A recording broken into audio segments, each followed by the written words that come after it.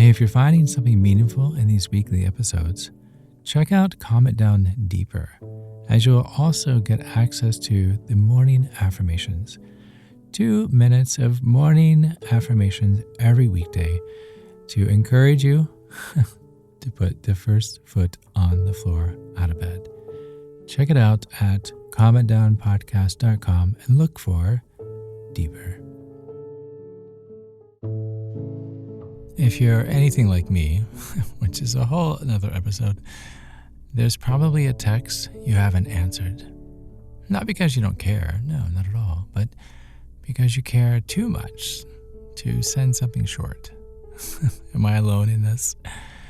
It's from someone you love, right? It's been, 9 days now? 2 weeks? And the longer it sits, the bigger it gets, right? What started as a simple, hey, thinking of you, has quietly become a whole project.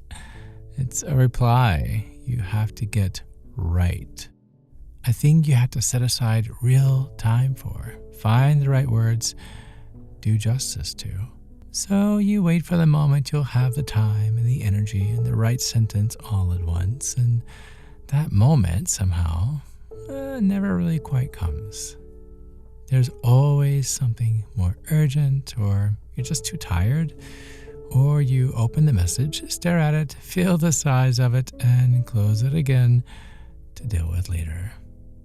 And now there's a small, low hum of guilt every time their name crosses your mind. It's like this little flinch when you see them in your photos or someone mentions them. The message has stopped being a message. It's now become a weight that you carry around all day, every day, and probably until you answer it. I want to take that weight off you because it's heavier than the thing that caused it, and you've been carrying it for no reason. Here, let me show you. I'm Chad Lawson, and let's comment down in 3, 2, 1. It's a strange kind of debt, right? Let's look at it honestly, though. It's not money, it's not favors, it's just replies, right? The accumulated weight of people you mean to get back to and just haven't. The friend who sent the long, vulnerable message about what they were going through, or the aunt who checked in to see how you've been. The old buddy who said, we should really catch up sometime. Each one a small open loop running in the background of your mind. Each one quietly costing you a little energy you don't notice you're spending until you add them all up and realize you're tired in a way you can't even explain. And here's unfortunately, the cruel part.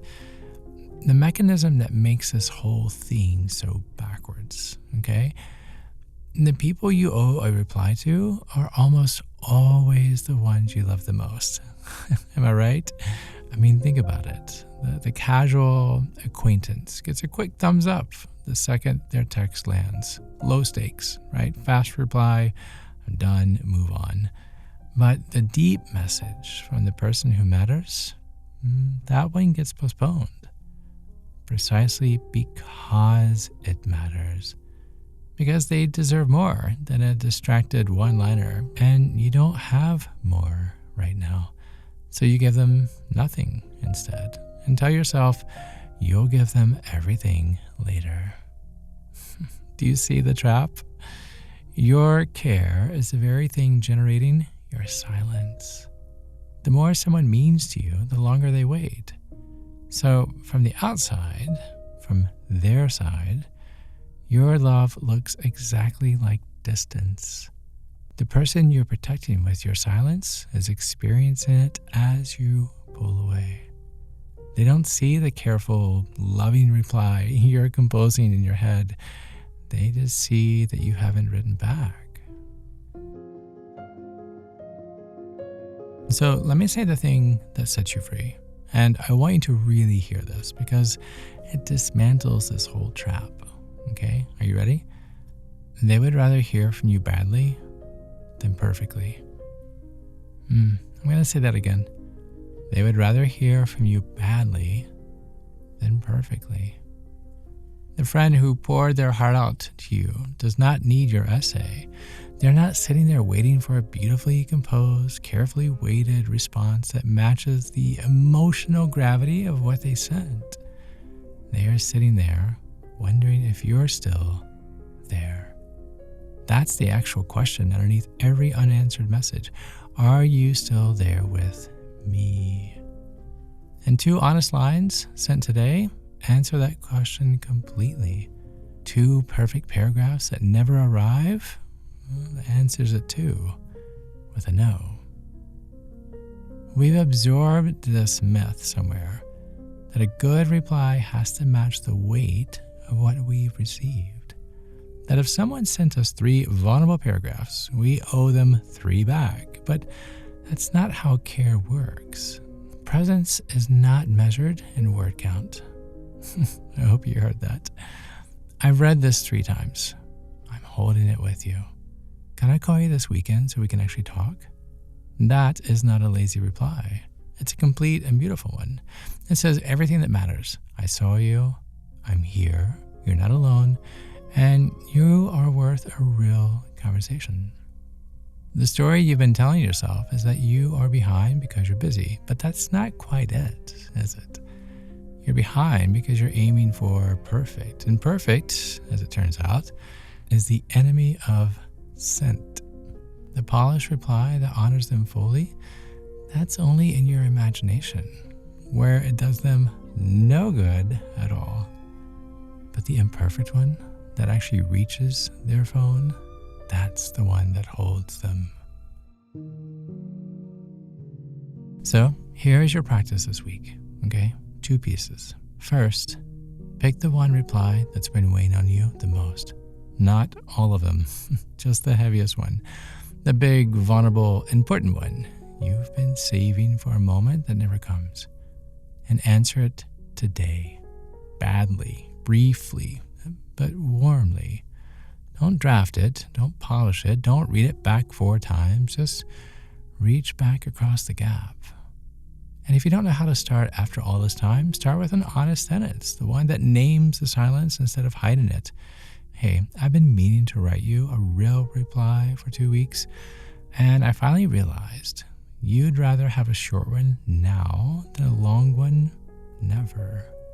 So I love you. I've been thinking about you, and I'm here.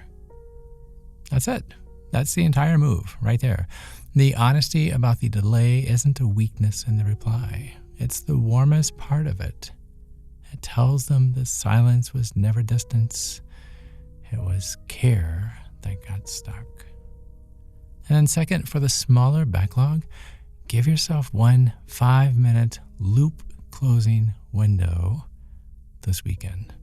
Set a timer, just 5 minutes, and you go down the list answering what you can, fast and imperfect. The ones that genuinely need more. You don't ghost, you send a placeholder. More soon, but I saw this and I love you. Coming back to you. That little bridge keeps the loop from reopening.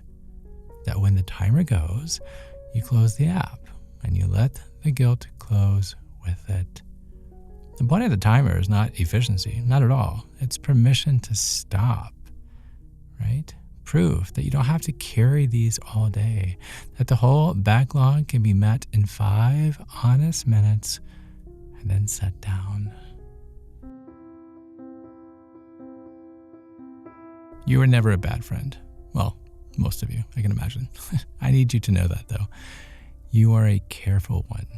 Someone who cared so much about getting it right that you got paralyzed, and the paralysis read as absence to the people on the other side. So let the short reply count. It does count. It counts for everything. Reach back today, badly and warmly, and watch how fast that low hum of guilt goes quiet. And honestly, how glad they are on the other end just to hear that you're still there. Because you are. So yes, there's a text you haven't answered, not because you don't care, but because you care too much to send something small, and so you've sent nothing at all. right? But the people you love would rather hear from you badly than perfectly. Presence is not measured in word count. So this week, pick the heaviest reply, answer it today. 2 honest lines, no drafting. Give yourself 1 5-minute window to close the rest of the loops. You'll thank me later. But for now, thank you. Thank you for listening. Thank you for living. And until next time, be kind to your mind and join me again as we calm it down.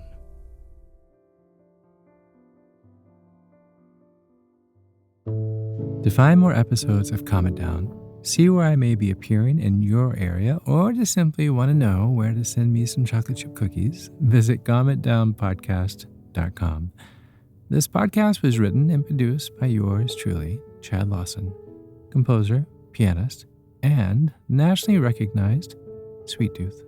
The views, expressions, and techniques in this episode are of my personal opinion and not intended, nor should they, serve as a substitute for medical advice or diagnosis rendered to you by your individual doctor or other healthcare provider.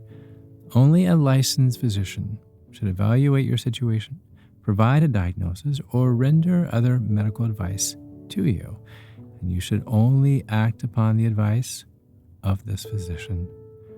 Now, I'm an extreme empath by nature, but my profession is that of a composer and pianist, not a licensed therapist or physician.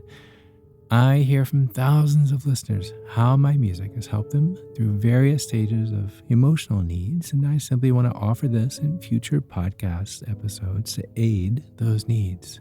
So to find a list of licensed professionals in your area, please visit calmitdownpodcast.com. And if you've enjoyed today's episode, please leave a review, or better yet, share it with a friend. While it takes less than 60 seconds to do, its impact will last for years to come, as every little bit helps in growing the awareness and the importance of mental and emotional health. Thank you for listening. Thank you for living. And until next time, be kind to your mind and join me again as we calm it down.